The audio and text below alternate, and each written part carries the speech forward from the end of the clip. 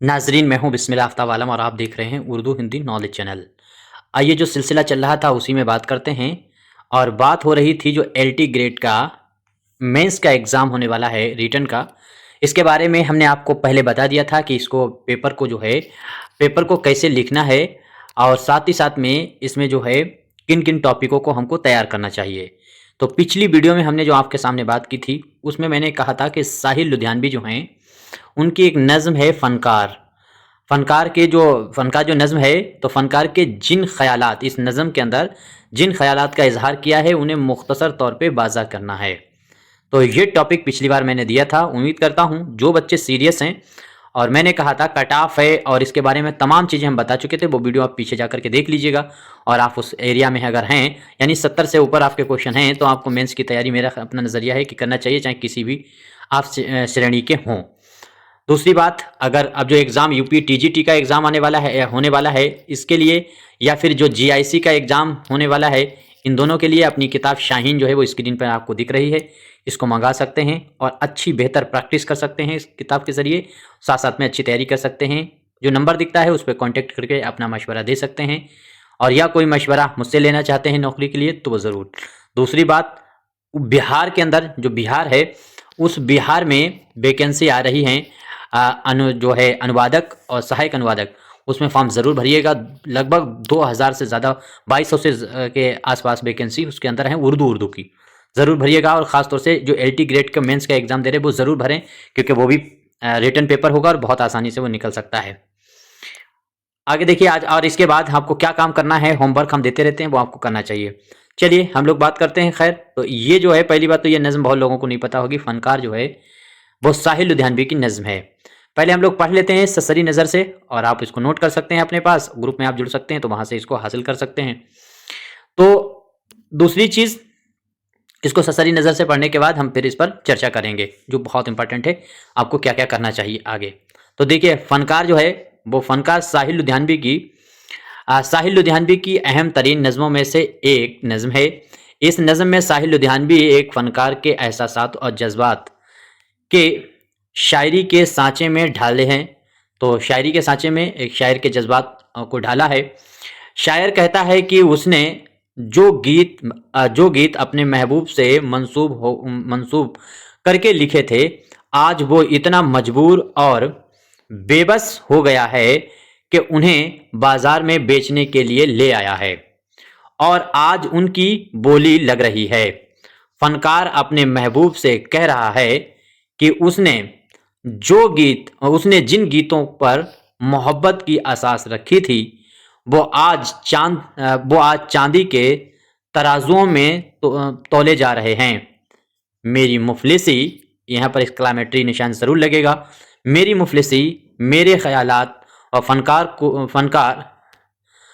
को शय बनाने पर तुली हुई है। तो मेरे ख्यालात और फनकार को शय बनाने पर तुली हुई है, और उनको बाजार में बेचने के लिए मजबूर कर रही है। इस दौरे सरमायादारी में तेरे जलवे यानी महबूब के लिए कह रहे हैं, तेरे जलवे तो ज़रूर किसी मालदार की विरासत होंगे, लेकिन मेरे नगमे भी आज मेरे नहीं रह गए। वो भी किसी जरदार की मीरास बन जाएंगे, क्योंकि उनका खरीदार भी कोई दौलतमंद शख्स ही होगा।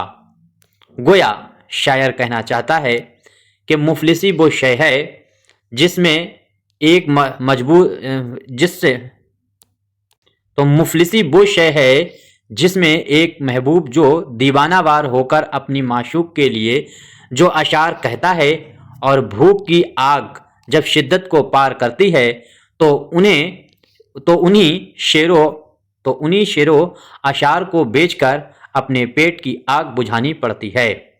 लिहाजा आशिकी उन्हीं के लिए अच्छी है जिनके पास पैसा है, दौलत है, यानी सरमायादारी ने हर एक शय को अपना गुलाम किया हुआ है।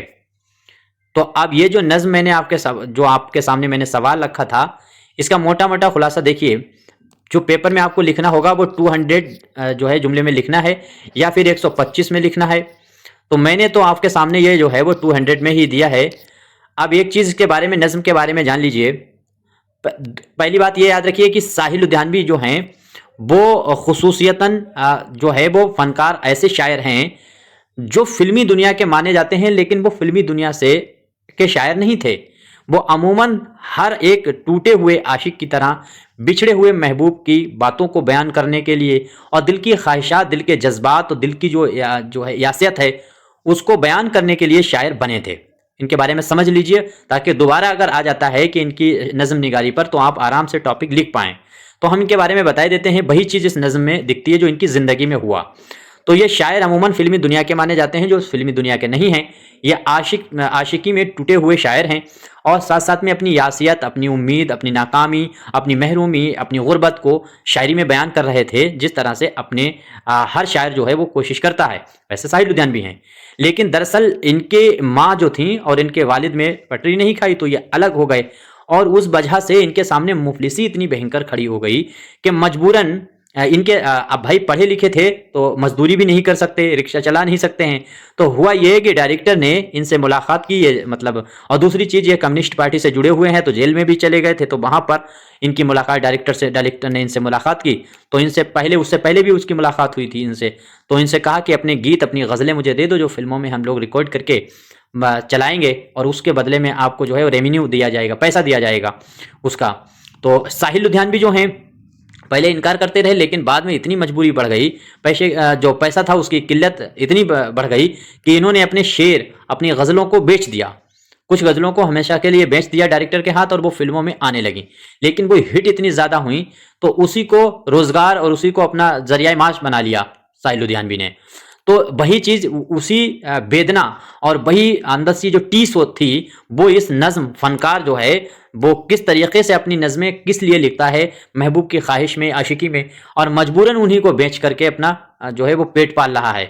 तो सरमायादारी किस हद तक देश के अंदर बढ़ी हुई है, मुल्क के अंदर, इस चीज़ की बात इस नज़म में की गई है। और दूसरी चीज़, एक शायर जो होता है तो वो अपने जज्बातों को वो लिखता किस लिए है और बाद में बेचे किस लिए जा रहे हैं। तो उसने कहे जो शेर अपनी महबूब के लिए, जैसे मान लीजिए इन्होंने अपनी महबूबा जब सुधा मल्होत्रा से, और सॉरी इनकी जो प्रेम कहानी चलती थी कई हीरोइनों से, तो उनसे दिल जब टूटा तब इन्होंने रंग और नूर की बारात किसे पेश करूं, मैं अपने ख्वाहिश या ख्यालात किसे पेश करूं, इस तरह की जो नज़म लिखी थी। बाद में वो गज़ल नाम की पिक्चर आई तो उसमें उसको ले लिया गया, पता चला। तो उसको आप अगर देखेंगे तो ऐसा लगेगा कि ये तो मेरी ज़िंदगी है। तो दरअसल इनकी अपनी ज़िंदगी के अशार जो थे, वही अशार जो हैं बिके और बिक करके समाज के अंदर चले। तो उसी की मजबूरी को इस नज़्म में इन्होंने बयान करने की कोशिश की गई है। तो उम्मीद करता हूँ चीज़ें इनके बारे में समझ गए होंगे। बाकी और फिर डिटेल में जब अलग से बात करेंगे तब हम बताएंगे। यहाँ तक बस हम इसको यही बात करनी थी। बाकी कोई मशवरा है तो आप कमेंट कर सकते हैं। अगर वही बात है कि ऑब्जेक्टिव की तैयारी करने के लिए अपनी किताब मंगवा सकते हैं शाहीन को, खासतौर से यूपी टीजीटी और जीआईसी के लिए। बाकी जीके जीएस की क्लास करते रहना, हम जो पढ़ाते हैं वही पढ़ते रहना, नोट्स बनाते रहना, आपका काम हो जाएगा। शुक्रिया।